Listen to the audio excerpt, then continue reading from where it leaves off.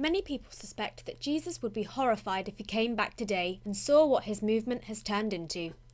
If he saw the wealth of some of the biggest churches and how much poverty and oppression still goes on, and how Christianity has been used as an excuse to start wars, wouldn't he be heartbroken?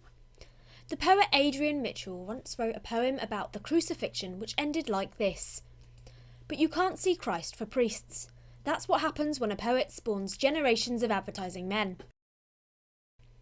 In other words, Jesus was a poet whose mysterious words were inspiring, but now they've been marketed to death and used to make money for all sorts of unscrupulous advertising men who have just cashed in on what Jesus started. And you need to make a vow of faith of $1,000. Oh, Bob, couldn't you say 25? No!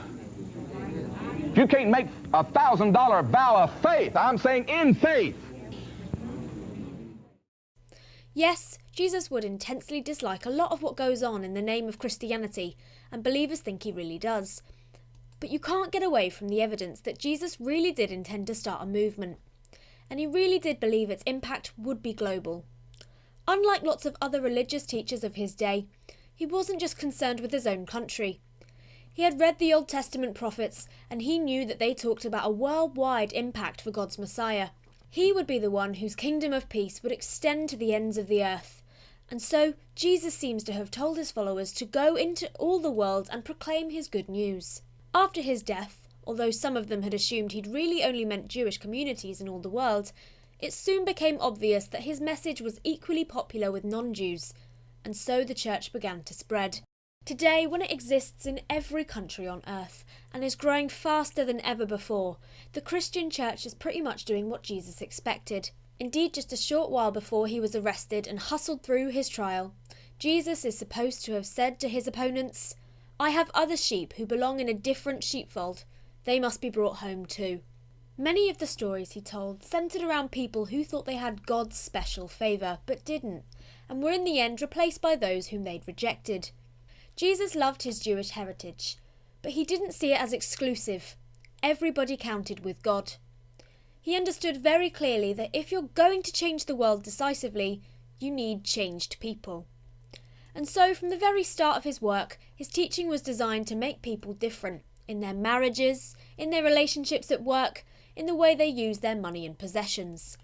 He was setting up a radical new kingdom, an invisible one, yet it affected every single area of human life in a practical way.